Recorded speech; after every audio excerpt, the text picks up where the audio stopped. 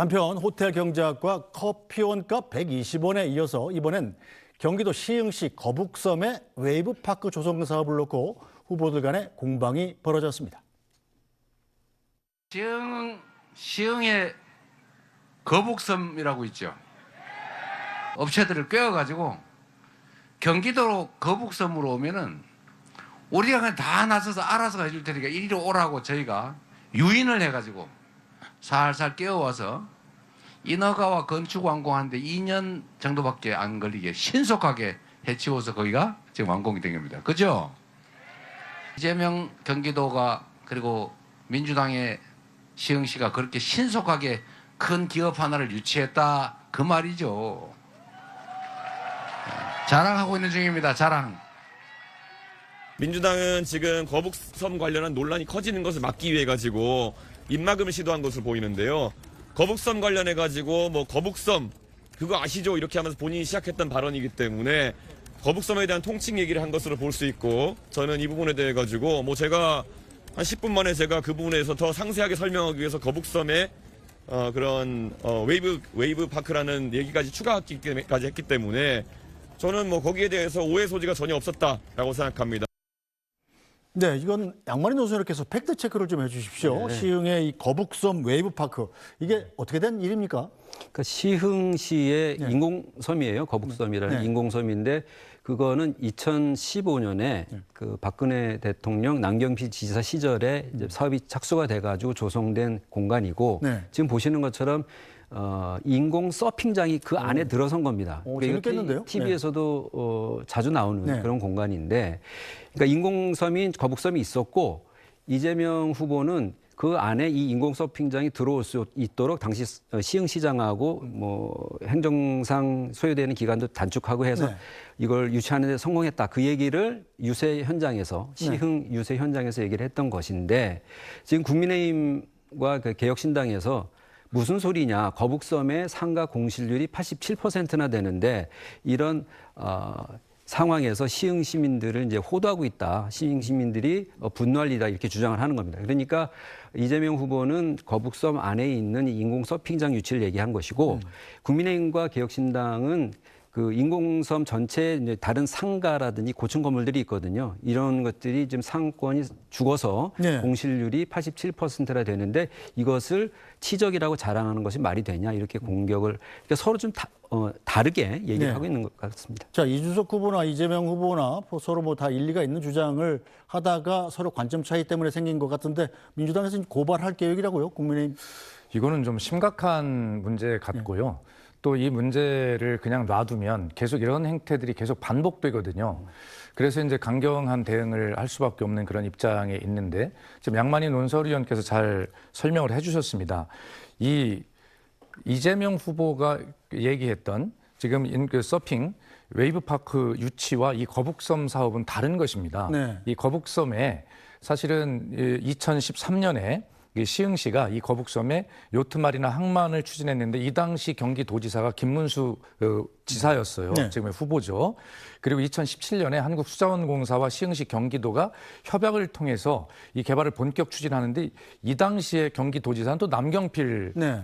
지사였습니다. 한나라당 소속이었죠. 이쪽 예. 국민의힘 계열이죠. 그리고 2018년에 취임한 이재명 경기도지사가 이 거북섬의 활성화를 위해서 지금 설명해 주신 대로 이 웨이브파크를 유치를 했는데 네. 그런데 지금 국민의힘에서는 지금 말씀하신 대로 거북섬 전체의 어떤 불황이나 상가 공실률을 가지고 지금 공격을 해오지 않습니까? 예, 그런 어떤 경기 불황 때문에 고통을 겪으시는 그런 어떤 시민들, 주민들께는 정말 정치권이 이런 모습을 보이는 것에 대해서 송구스러운 마음이지만, 그러나 분명히 해야 될 건 해야 되는 거잖아요. 네. 지금 제가 늘 말씀드리지만 이재명 후보가 지금 말 고삐를 잡고 말을 끌고 인도에서 가고 있는데, 지금 이준석 후보나 김문수 후보는 자기들이 관여된 일이에요. 이 김문수 후보는 특히. 그런데 말 고삐를 잡을 싸움을 해야 되는데 말 꼬리만 잡고 지금 흔들고 있는 형국이란 말입니다. 도움이 전혀 안 되죠.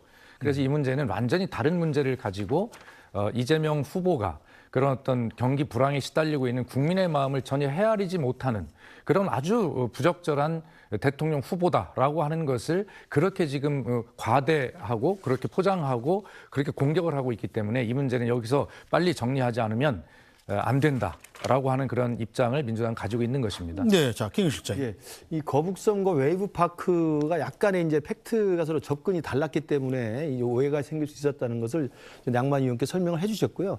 다만 이재명 후보는 아까 자료화면에 나왔습니다만 그 시흥시에 유세를 갔기 때문에 이제 시흥시 자기가 한 치적을 설명하는 과정에 이게 과장되게 한 거예요. 그러니까 지난번에 120원 커피 원가 발언도 저는 마찬가지였다고 생각해요. 그때도 자기가 도지사 시절에 그 남한강 계곡 치울 때 이런 이야기 했었다고 자랑질하다 그렇게 된 거거든요. 저는 다 그렇게 생각합니다. 그러니까 지금 앞서가는 1위 후보의 오만함과 자만감이 저런 말실수를 하는 겁니다. 지금 거북섬 이야기냐 웨이브파크 이야기냐 뭐 팩트체크를 하면 시민들께서 국민들께서 판단을 하시겠습니다만 아까 자료 한번 보십시오. 내가 꼬셔가지고 살살 꿰어서 유인을 해가지고 했어요. 나 자랑질하는 거예요. 자랑해요. 국민들이 볼 때 얼마나 끔찍하겠습니까? 저런 사람이 190석의 입법부석과 사법부를 지금 대법원장을 탄핵하겠다고 하는 그 대통령 후보가 대통령까지 한다고 하면 저렇게 웃어가면서 내가 꼬셔가지고 왔는데 이게 자랑하는 겁니다라고 했을 때 그 오만함에 대해서는 치를 떨게 돼 있습니다. 그게 저는 2차 토론에서 정확히 드러난 거로 생각이 들고요. 그렇기 때문에 우리는 그러한 정치적 태도에 대해서 국민들이 판단할 거라고 보고 또 하나 거기에 대해서 웨이브파크 이야기지 왜 거북섬을 끌어들이냐라고 하면 이걸 그렇게 정치적인 논평으로 끝낼 일이지 꼭 허위사실 공표로 고발한다고 그래요. 허위사실 공표하면은 지금 이재명 후보의 공직선거법 허위사실 공표가 소환되게 되어 있습니다. 그리고 본인들이 지금 민주당이 허위사실 공표를 좀 삭제하겠다고 지금 법 개정안을 올려놓은 거 아닙니까? 그걸 지금 다시 살려가지고 또 계속 고발하고 있어요. 저는 1위 후보 이재명 후보가 이런 식의 오만함에 빠져서는 저 절대 안 된다고 생각합니다. 알겠습니다. 어쨌든 이 후보들 간에 서로 법정까지 일을 가져가는 상호 고발전은 유권자들 눈에는 별로 바람직하지 않다, 바람직해 보이지 않는다는 점도 짚고 넘어가겠습니다.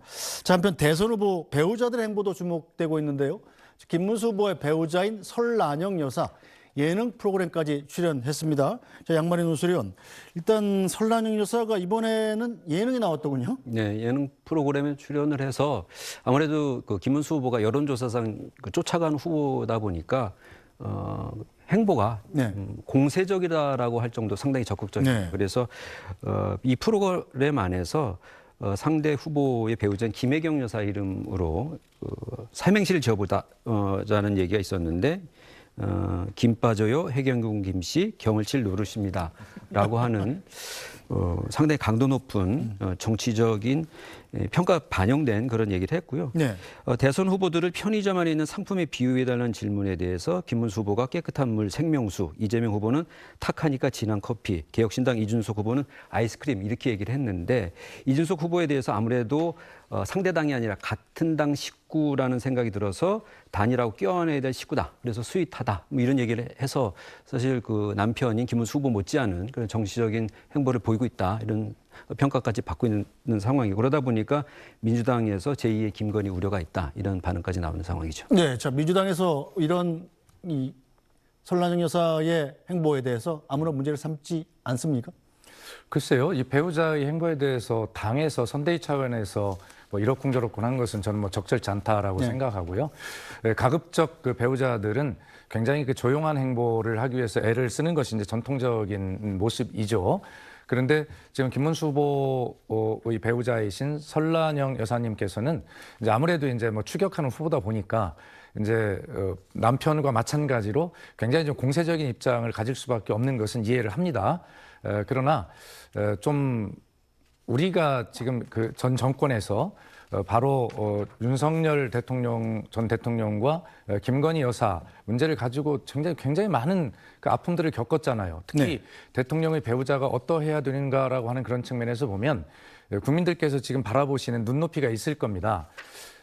그래서 가급적 김혜경 여사는 좀 드러나지 않게 오늘 그 이재명 후보도 본인이 직접 그 사전 투표에 관한 백브리핑에서 배우자와 함께 투표할 것이냐는 질문에 글쎄 그건 모르겠다.